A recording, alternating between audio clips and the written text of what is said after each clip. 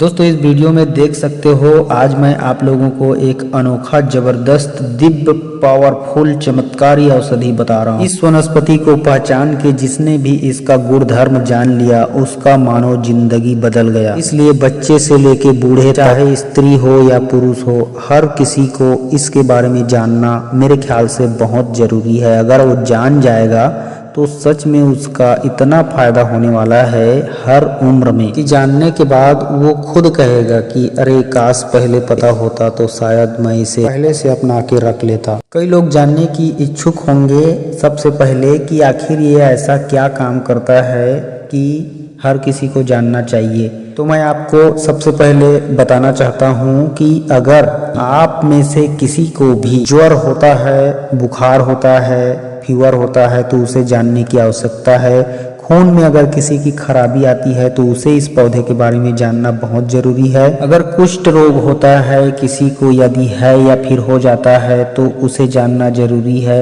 अगर किसी को फोड़ा फुंसी हो जाता है तो उसको निपटाने के लिए बहुत ही अचूक औषधि है। श्वेत प्रदर्भ की समस्या बड़ी आसानी से ठीक हो जाता है। खांसी को भी यह पूरी तरह से ठीक कर देता है। पेट के भयंकर दर्द को भी यह ठीक करता है। मूत्र विकार को ठीक कर देता है। प्रमेह को ठीक करता है और जिन लोगों को प्रजनन अंग की समस्या आती है उस प्रजनन अंग की समस्या को भी ठीक कर देता है। इतना ही नहीं दोस्तों, पुरुषों मर्दों औरतों के लिए यह रसायन बाजीकरण का कार्य करता है। एक नंबर की औषधि है रसायन बाजीकरण की। यह देसी शुद्ध स्वदेशी प्राकृतिक नेचुरल औषधि है। यह पौधा आपके हृदय, फेफड़ा, लीवर, किडनी, अमाशय, छोटी आंत, बड़ी आंत, अंदर के हमारे शरीर के जितने भी मुख्य प्रमुख खास इंद्रियां हैं, अंग हैं, उनको पूरी तरह से तरोताजा शुद्ध बनाता है और नया मजबूती से फिर से खड़ा करता है उसका रिपेयर करके।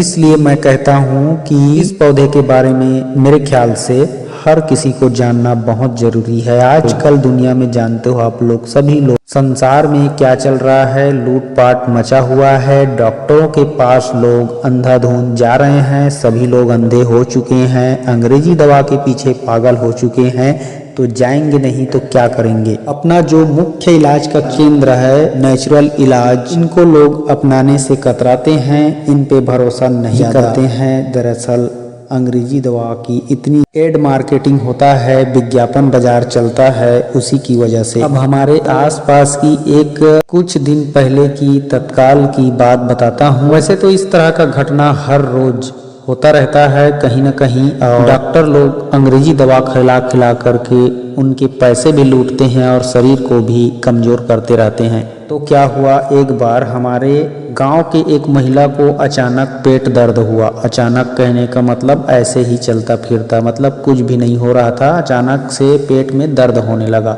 तो घर वाले एकदम से घबरा गए, पेट में अचानक ऐसे कैसे दर्द हो रहा है। तो उन लोगों ने फटाक से एम्बुलेंस बुला हॉस्पिटल ले गए। अब जैसे ही वहाँ हॉस्पिटल पहुँचे तो वहाँ उनका जैसे चलता है इंजेक्शन, बॉटल, ये सब चीज हुआ। नेचुरल प्राकृतिक इलाज तो वहाँ होता नहीं है। वहाँ ये भी पता लगाया नहीं जाता कि आपको ये दर्द किस वजह से हो रहा है। बस इंजेक्शन लगाते हैं, उसके बाद वो दर्द कुछ हद तक शांत हो जाता है, फिर गोली बॉटल दे के घर वापिस भेज देते हैं। तो ऐसा उन्होंने किया उस महिला के साथ और कुछ दिन के बाद फिर से वही प्रॉब्लम चालू हो गया और वह लगभग कम से कम 2-3 बार हॉस्पिटल चला गया और वहां से आ गया। इतने में उसका क्या हो रहा है, शरीर का बुरा हाल आप देखकर सुनकर हैरान हो जाओगे। उसके शरीर पूरी तरह से कमजोर हो चुका है और वह अब मरने की उम्मीद लगाए बैठा है, क्योंकि तरह तरह की केमिकल युक्त दवाएं, सिरप, टॉनिक, बॉटल शरीर में जब जाती है जो जरूरत भी नहीं रहती है तो ये शरीर के जितने भी एनर्जी है उसको खत्म तो करता ही करता है, साथ में जो नया सेल पैदा होता है, जो कोशिका निर्माण होता है उसको भी बंद कर देता है और बुढ़ापे को जल्दी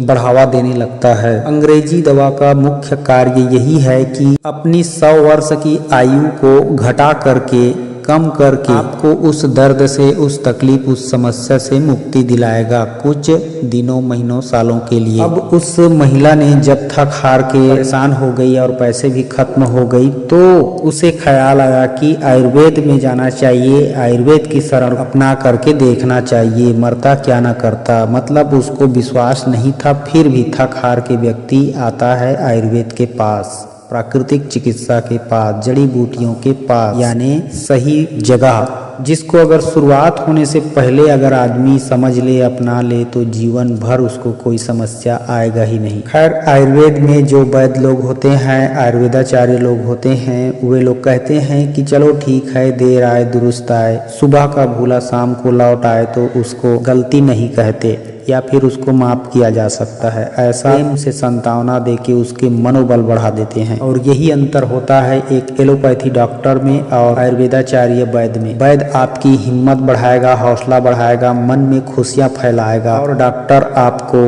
तरह तरह समस्या, व्याधियां और दुनिया भर का टेक्निकली प्रोसेस करने के लिए बाध्य कर देगा और डरा डरा के आपका दिल कमजोर कर देगा। जो थोड़ा बहुत कमजोर होगा वह और भी कमजोर हो जाएगा, जो बीमार नहीं होगा वो भी बीमार हो जाएगा।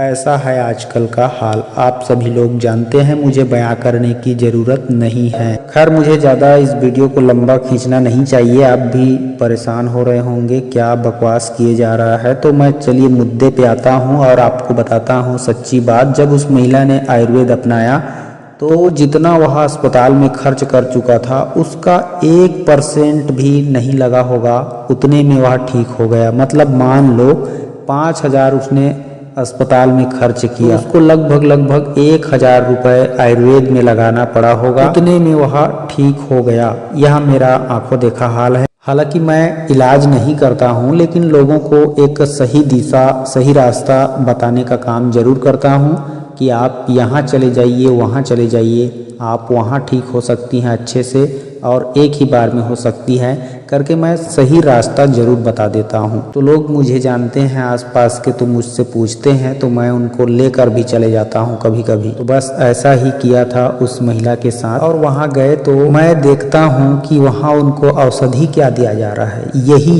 जो पौधा मैं आपको दिखा रहा हूँ, इसको ब्रह्मदंडी कहते हैं, पहचान लो अच्छे से। अब इसका कौन सा भाग कैसे उपयोग करना है ये मैं बाद में थोड़ा सा बताऊंगा, लेकिन उससे पहले मैं आपको बता देता हूँ कि इसे ब्रह्मदंडी क्यों कहते हैं। जैसे अगर आप लोग हिंदू समाज से आते हो, हिंदू धर्म के मानने वाले हो, तो जानते ही होंगे कि भगवान विष्णु के नाभि से कमल की डंडी निकलता है और उसी कमल की डंडी से कमल का पुष्प पैदा होता है और उसी पुष्प में ब्रह्मा जी विराजमान होते हैं, परम ब्रह्म। तो ध्यान से देखिए, उसी प्रकार ये पौधे का से निकला हुआ यह डंडी ऊपर में गुच्छों में कमल के पुष्प के समान प्रतीत हो रहा है। हालांकि कमल की तरह यह सॉफ्ट कोमल नहीं है, इसको जैसे ही हाथ लगाओगे आपको दर्द से भर देगा, मतलब यह चुभेगा, कांटा इसका लगेगा आपको। इसलिए इसे ब्रह्मदंडी कहा गया है, यानी संस्कृत शब्द है यह, तो इसे ब्रह्मदंडी कहते हैं। और भी बहुत सारे नाम हैं, खैर यही नाम काफी है, ब्रह्मदंडी के नाम से जान लीजिए और पहचान लीजिए। अब मैं आपको बताता हूँ कि उस महिला को इसका कौन सा भाग कैसे करके दिया गया और ठीक हो गया। हम लोग जैसे ही औषधालय गए, उस महिला को लेकर वैद्य के पास गए, उन्होंने तुरंत तत्काल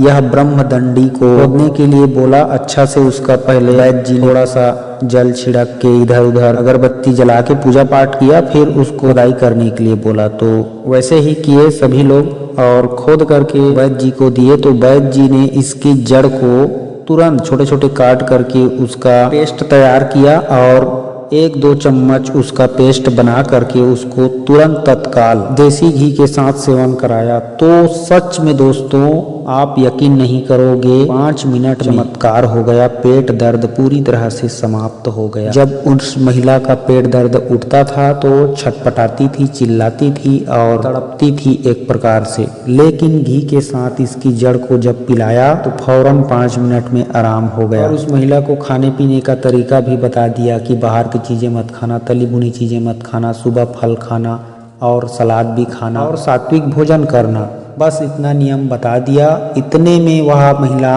पूरी तरह से स्वस्थ हो गई, चंगा हो गई और वो जो मरने की कल्पना कर रही थी, मरने की आस लगाई थी, वह अब जीने लगी है। तो इस तरह से उनका पेट दर्द तो ठीक हो गया, लेकिन इसके और भी फायदे हैं जिसको मैं जान रहा हूँ, इसलिए आपको बता रहा हूँ। ध्यान से सुन लीजिए, उसके बाद विश्वास ना हो तो आप प्रयोग करके देखते रहिए, ठीक है। तो जैसे बुखार हो जाता है किसी को, तो 1-2 ग्राम इस ब्रह्मदंडी पौधे के पूरे पंचांग यानी हर एक चीज को कूट पीस करके पाउडर चूरन बनाना है, और ज्वर में यानी बुखार में मात्र 1 से 2 ग्राम गुनगुने पानी के साथ लेना है। इसमें किसी भी चीज और नहीं मिलाना है। ज्वर को, बुखार को और शरीर में यदि सूजन आ रहा है तो उस सूजन को पूरी तरह से ठीक कर देता है। इसके अलावा दोस्तों इसका और भी प्रयोग है। अगर किसी को सफेद दाग है तो इस ब्रह्मदंडी के पूरे पंचांग के जो पाउडर रहेगा, आप बनाओगे इसके पौधे को पूरा कूट पीस करके, उस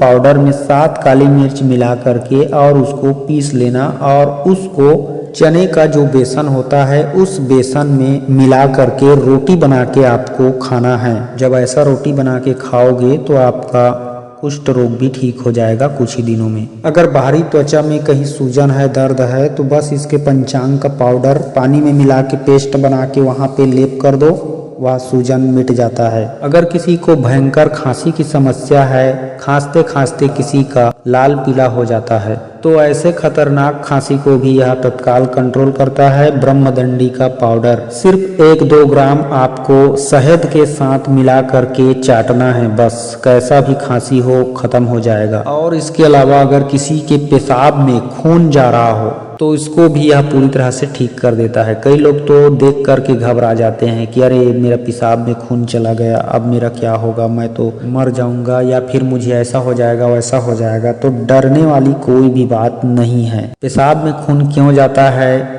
उसको मैं बाद में किसी और वीडियो में बताऊंगा। पहले आप ये जान लीजिए, अगर आपको पेशाब में खून आ जाता है तो आप इस ब्रह्मदंडी के पाउडर को रखे रहोगे, या फिर आपके आसपास में यह पौधा मौजूद है तो बस इसके जड़ को ले आना और पानी में भिगो करके, मतलब पीस करके भिगो करके पानी में रखना है 1 घंटे तक। उसके बाद उसको छान करके पी लेना है, या फिर रात को पीस करके पानी में भिगो दो और सुबह उस पानी को पीते रहो। हर एक ही दिन में ठीक हो जाएगा, लेकिन 2-3 दिन कम से कम पीना पड़ेगा। अगर महिला को किसी भी प्रकार की श्वेत प्रदर हो चाहे रक्त प्रदर हो, तो इस ब्रह्मदंडी के पत्तों को शहद में मिलाकर योनि में लेप करना चाहिए। यानी कि जैसे इसके पत्ते को आप पीस लेना, पीस करके इसका जब पेस्ट बने तो उसमें शहद मिला करके उसको और पेस्ट बना लेना। उसके बाद योनि में जैसे लेप करोगे तो योनि का दर्द ठीक हो जाता है, योनि का इन्फेक्शन ठीक हो जाता है। कई महिला इस तरह की बहुत सारी यौन रोगों से ग्रसित रहती हैं, लेकिन किसी को बता नहीं पाती हैं, कह नहीं पाती हैं, तो उन लोगों के लिए यह अमृत के समान होगा। हर प्रकार की यौन रोग गुप्त समस्या लेप करने से ठीक हो जाता है। अब मैं पुरुषों की रसायन बाजीकरण के लिए एक दमदार प्रयोग बता रहा हूँ इस ब्रह्मदंडी का। ध्यान से सुनिए दोस्तों, ब्रह्मदंडी का आपको या तो स्वरस निकाल लेना है पूरे पंचांग का, या फिर इसके पूरे पंचांग को धो करके सुखा करके इसका पाउडर बना लेना है ना। पाउडर बनाने के बाद इसको आपको आटे में मिलाना है। कितना मिलाना है? 1 किलो आटे में आपको लगभग 200 ग्राम ब्रह्मदंडी के पाउडर मिला देना है, पूरे पंचांग का जड़ सहित हर एक चीज। और इसका पाउडर कूट पीस के ऐसे ही नहीं मिलाना है, पहले इसको अच्छे से कूट पीस करके दरदरा पाउडर बनेगा तो उसको छानना है, और छानने के बाद फिर से छानना है। 2-3 बार छानने के बाद जो महीन पाउडर बचेगा उस पाउडर को आटे में मिलाना है। अब आटे में मिलाने के बाद उसमें मिश्री मिलाना है, शक्कर नहीं मिलाना है। ध्यान देना, लोग मिश्री की जगह पे शक्कर मिला देंगे तो गड़बड़ हो जाएगा, काम नहीं करेगा, ज्यादा क्या काम ही नहीं करेगा। मिश्री और शक्कर में धरती आसमान का फर्क है, याद रखना। और मिश्री भी कौन सी? धागे वाली मिश्री। जिस मिश्री को उठा के देखोगे तो उसमें से धागा नजर आएगा, धागा लगा हुआ नजर आएगा। उस मिश्री को पाउडर बना के उस आटे में मिलाना है, जिस आटे में ब्रह्मदंडी का पाउडर और गेहूं का आटा और ये मिश्री का पाउडर तीनों पानी के साथ फेंट लेना है। रोटी बनाने के लिए जैसे बनाते हैं उसी तरह से। और इसको छोटे छोटे, चाहे तो आप बाटी गोली बना सकते हैं, या फिर छोटे छोटे चिप्स के आकार का छोटा छोटा पूड़ी बना सकते हैं या फिर ऐसे ही छोटी छोटी रोटी बना सकते हैं। लेकिन आपको इस रोटी को बनाना किस में है?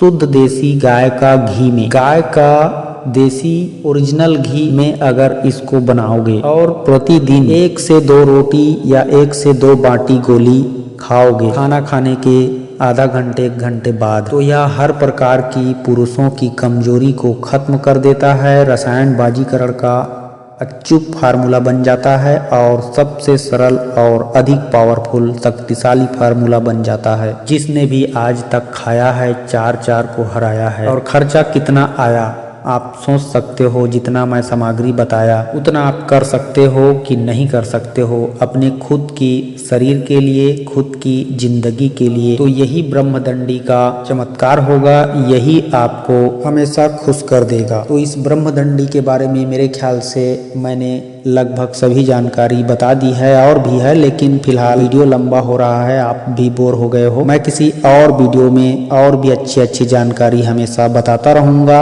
आज के लिए बस इतना ही दोस्तों, मिलते हैं अगली वीडियो में। नमस्कार, जय हिंद।